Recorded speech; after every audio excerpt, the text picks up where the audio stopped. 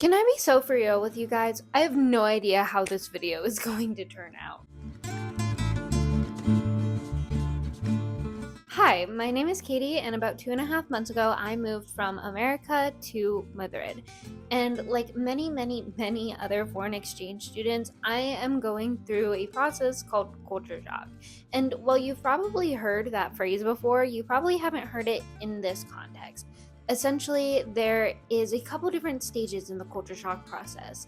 The first is the honeymoon stage, where everything is nice and bright and it's like a vacation. Then there's the adjustment period, where, as the name would imply, you're adjusting and things aren't quite as shiny and great as you thought. And eventually, once you come out of the adjustment period, you have a newfound appreciation for the culture that you've been immersing yourself in for the past however many months or years. And to get through the adjustment period, I made myself a list of 10 reasons why I moved to Madrid specifically. Today, we're on reason number 2, siesta culture. I'm not gonna lie to you guys, I'm kind of stumped about what to do for this video. Siesta culture is taking naps. That's a big oversimplification, but essentially what it is taking an afternoon rest. And as you can imagine, that doesn't make for the best sort of content. And while it was semi-tempting to prop my phone up and have you guys watch me nap for an hour and a half on a time lapse, that doesn't sound like the most engaging video, and I don't really know if I want footage of myself asleep out there on the internet forever. So instead, I'm going to ramble to you about siesta culture, and then I'm going to show you what modern day Madrid looks like during siesta time. So first, what is siesta culture? Well, the word siesta directly translates to nap, and siesta culture is kind of what it sounds like. It's taking a nap. But very specifically, a midday rest nap thing. The word siesta actually has both Islamic and Latin roots, according to the Barcelona exclusive. Apparently, siestas are actually mentioned in the Quran, which is the Islamic holy text, and if you didn't know, Spain was actually ruled by an Islamic empire for a couple of centuries way back when. In Latin, siesta comes from hora sexto, or 6th hour. And essentially, what is the 6th hour after dawn? Well, oftentimes that's midday or noon. But how did siesta start? Well, there's a couple different theories. There's one that's much more popular and prominent, and then there's another one that I don't see as much, but it still makes a lot of sense. So the first one has to do with 1930 Spain, while they were still under the dictatorship of Francisco Franco. And this wasn't a great time to be in Spain. It wasn't a great time to be in America either, don't get me wrong. The entire world was kind of just going through it, especially after the First World War. And Spain was no exception. Families normally worked multiple jobs just to put food on the table.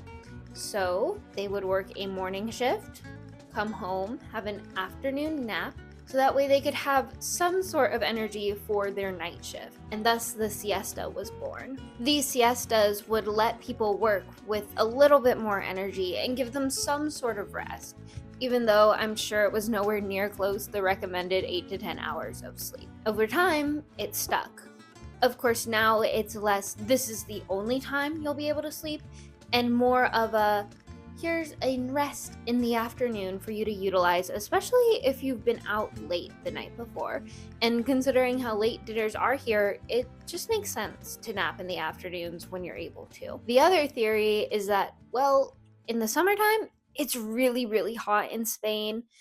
The average temperature, and by average I mean the temperature normally exceeds this, is 30 degrees Celsius or roughly 86 degrees Fahrenheit.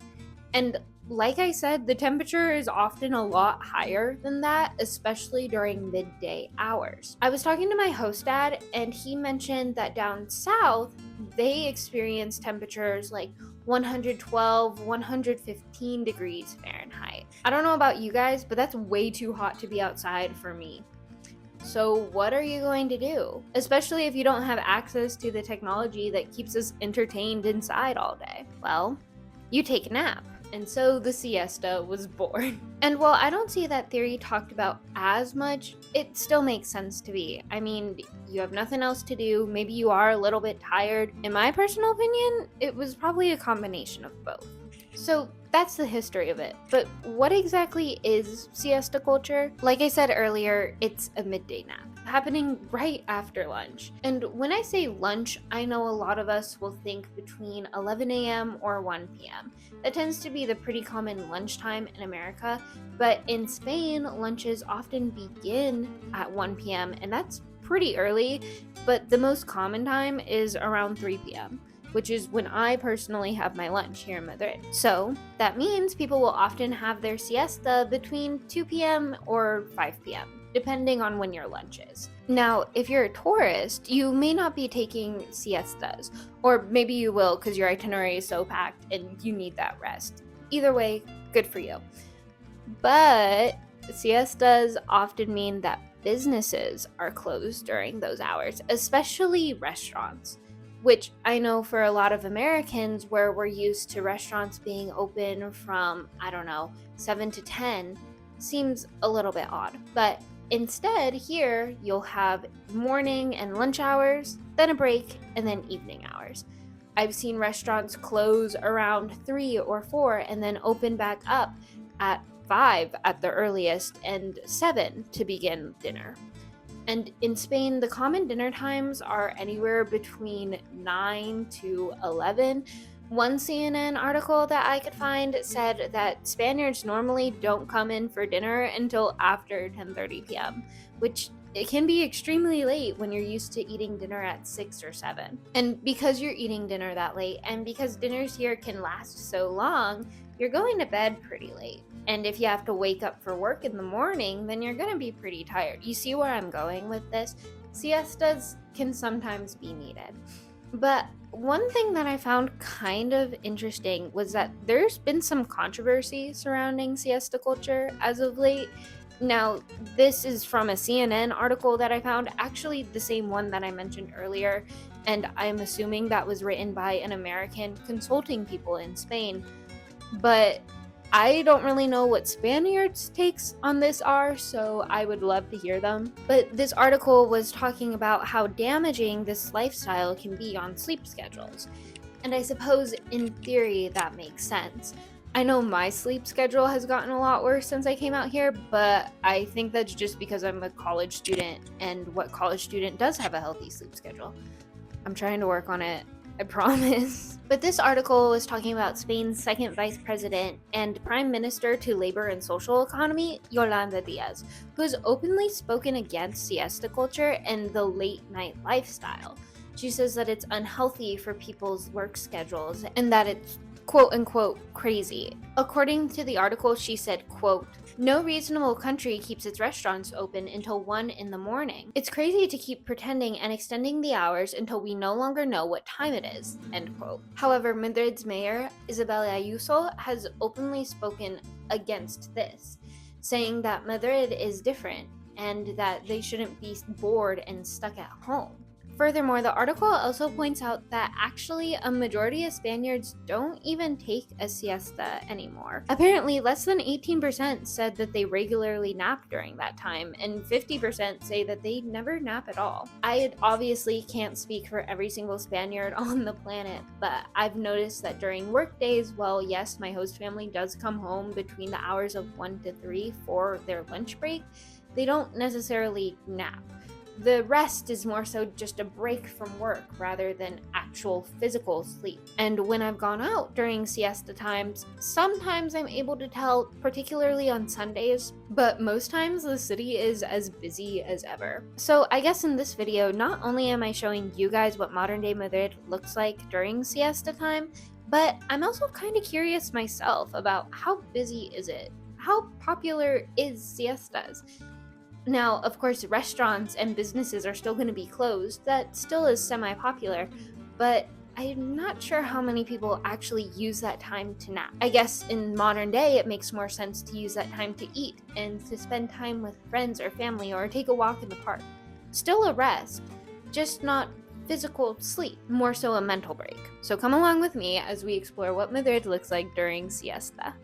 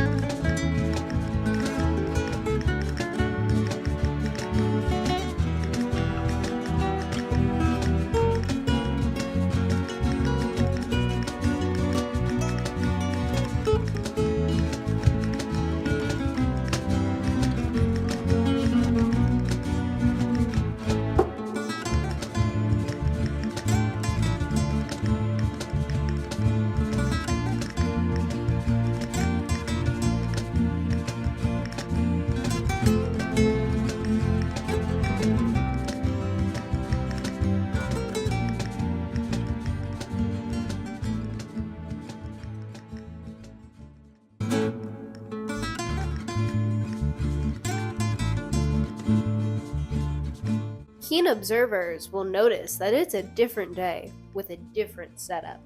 I promise I'll address this in the next video, but yeah, I am in fact filming this video on multiple days. Sue me if you want. But unfortunately, when I went out the first time to go to the park, I wasn't out long enough to get enough videos during the proper siesta time, so I went back out earlier today, explored the center. It was great. Also, side note, if you hear me sniffling, it's because my allergies have been really bad. Anyways, what did I find?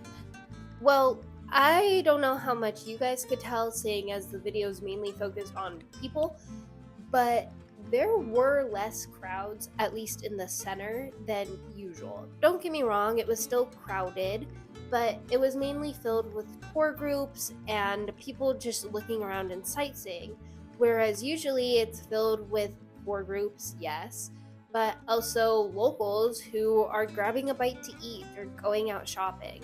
What I found was that restaurants were relatively full, but there weren't that many people, milling about. And I think that speaks to what the modern day siesta has become. It's still a break from work, even if it's not a formal nap.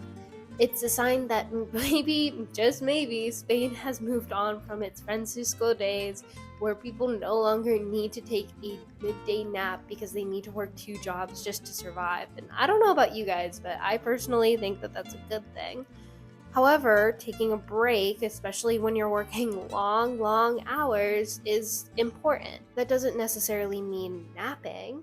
It could mean seeing the sunshine. It could mean enjoying a lunch with friends. It could mean running that last errand that you've been putting off for days. Modern day siesta is a reminder that whatever's going on in your computer screen in front of you, it's probably not the most important thing in the world. My generation has the saying of go touch some grass, which we normally use for people who are chronically online, who really need to get out in the world. And yes, it's used as kind of like an insult, so to speak, but I also think it's an important piece of advice.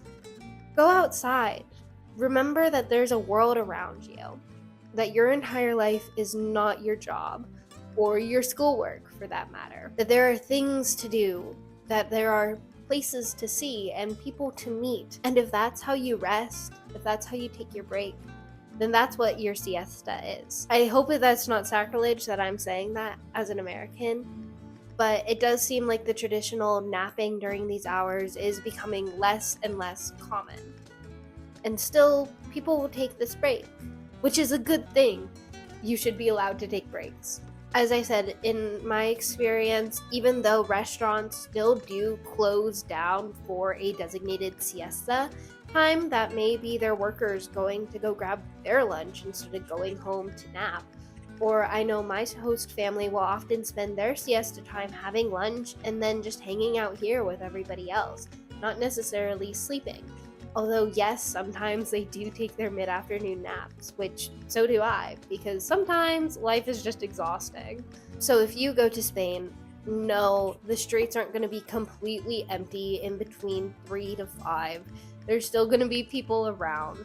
Siesta isn't something as strict in Madrid as I think it once was, but it's still there, and it still is a cultural route that you can see today. Just be prepared for maybe some restaurants to be shut down. And, if you're here for a week, maybe on Sunday, because that tends to be the day that everybody does nap, take a siesta.